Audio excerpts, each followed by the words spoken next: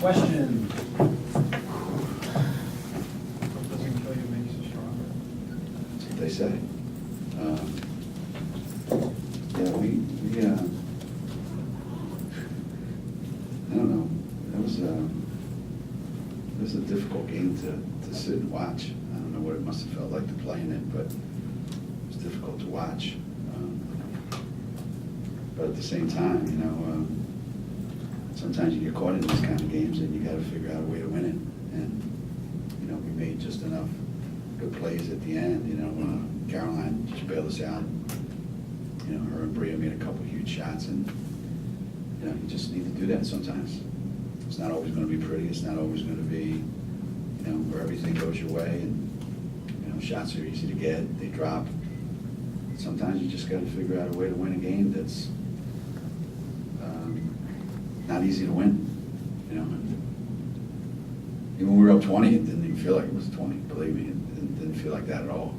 You just knew that it was not going to end up at 20 anyway. So you're up to 6. You called the timeout. What did you say to the kids? And Brady came out even free. Oh, we were down when it was 6. 46-40. I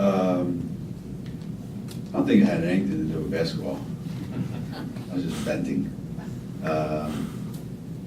What we were trying to do is isolate either Caroline or Bria. The way they were doubling in the post. I mean, the way it was. It was so difficult to get anything done in the lane that we knew that if we got a pretty good ball reversal, that we would get a shot from over there by one of those two guys. And Bria has a tendency to make those two. Like she didn't play much in the first half, and she didn't play well, in her mind. But she has a tendency to make those shots when it's crunch time. So I was pretty confident that either she or Caroline would knock one in. Things have been going pretty smoothly with the team lately. It's nice to have, it's productive for you to have an opportunity to do some teaching points from this game and make the team into the tournament. Yeah, I mean, there's always points in the game where in any game that you pull out when you go watch film and you're trying to get better at. But a game like this, you come out of it knowing that in March this isn't going to be good enough. Now, that's not to say that you're going to play like that, but there's going to come an opportunity in March to play in a game like this, and it's good to be able to have a reference point, And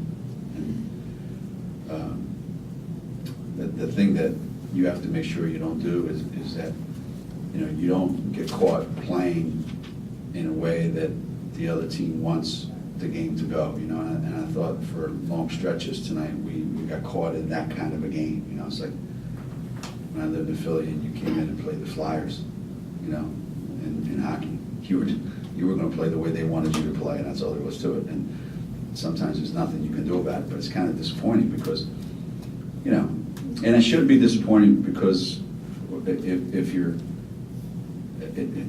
got like real experienced guards handling the ball, then they can kind of calm everything down. But Bria and Caroline, those guys, they're in a little bit of a hurry, because they haven't played enough basketball to know like what to do all the time in these situations.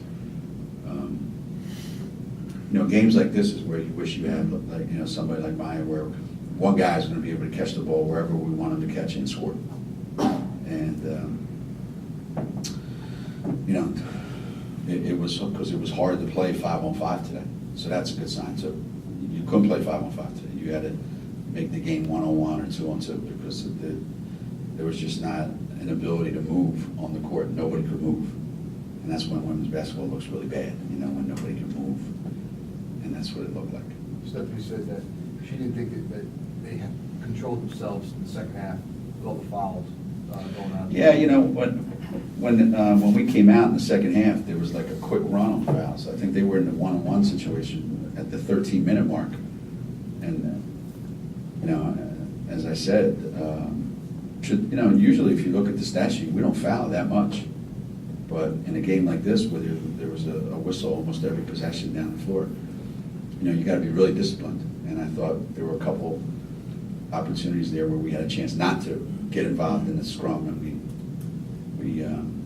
as Stephanie said, I thought we lost our composure a little bit, and which is easy, it's easy to do. I mean, same thing that happened at the foul line where Stephanie and the other kid were going at it. You get hit, you want to hit back. It's only natural, I think. But Jeff's kids are, they're down a couple of players. Their offense is struggling because they don't have a couple of the scores that they had. So the only chance they have to beat some teams, especially coming off of 2 losses, is they've got to make the game the way the game was played today. If they're just going to go out there and run and play a nice, pretty looking game of basketball, I don't think that's to their benefit right now. So I think he's doing exactly what he needs to do to give his team the best chance to win. Do you learn more about this team? Were you able to overcome the fouls, the shooting, the turnovers? Yeah,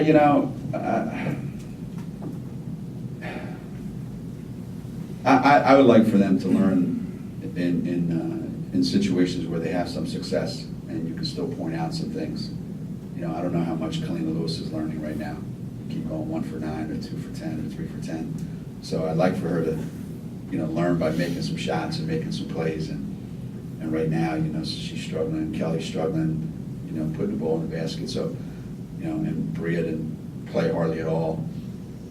What I think was good about the game was, given all that, Caroline Doty had the best game she's had since she was a sophomore. The 1 year that she played the whole year. And I didn't think she was going to be able to play that much today because, she was hurting a little bit at practice yesterday, and shoot around this morning, she didn't feel great, physically. So I'm thrilled that she was able to get that much out of it, given that it would have been just as easy for her to just, say I can't go tonight, or I can't play this as much as I had to play, given the fouls. Tiffany getting in foul trouble and Kelly getting in foul trouble. So I think the best thing that came out of tonight was the way Caroline responded to, not being 100%, the fouls, and all the other stuff. The one steal she made at the end of the game underneath the basket was huge. I mean, they're the kind of plays that kids make that are tough kids. So it's a great atmosphere here, man. It's unbelievable. You come down here and you look at this building, you come in here and you see the crowd and playing this game. I wasn't here last night, but I'm sure last night was even crazier. Makes you wonder how we win any games at UConn, in our downtown palace. Downtown Harbor. How far has this Louisville program come, even in the short time they've been in the Big East? What have you seen? I talked to Jeff a long time today after our shoot-around, and at one point I asked him, I said, how long have you been here? And he said 5 years. It seems like he's been here 15 years.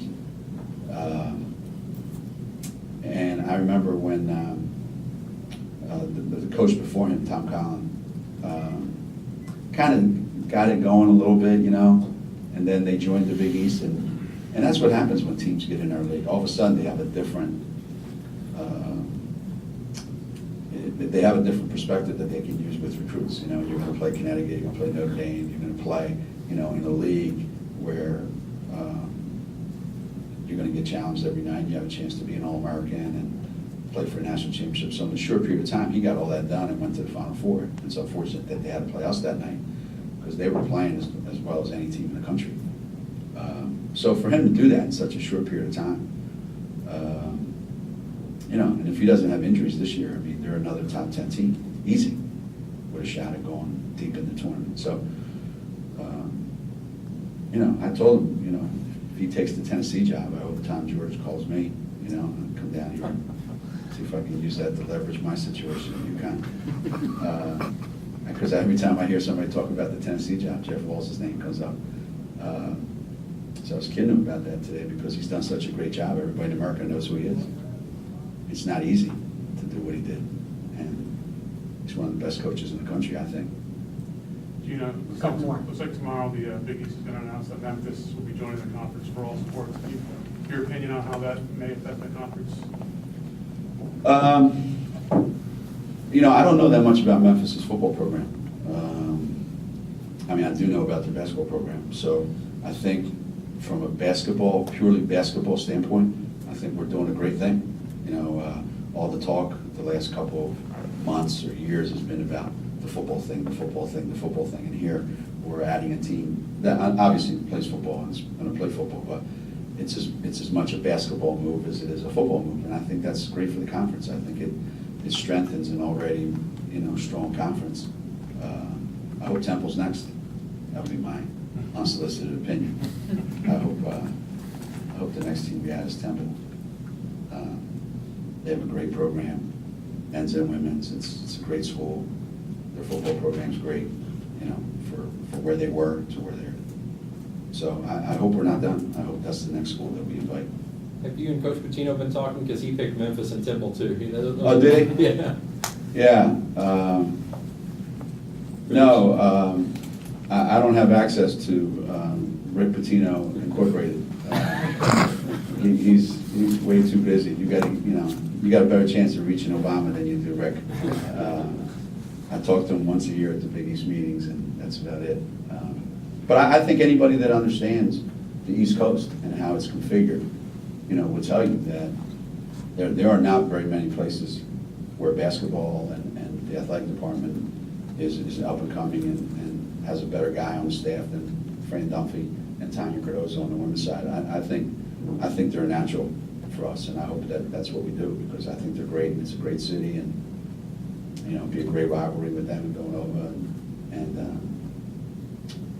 I've always been partial to them, and I hope that that's the next thing that we do. All right, thank you very much. Or UCLA.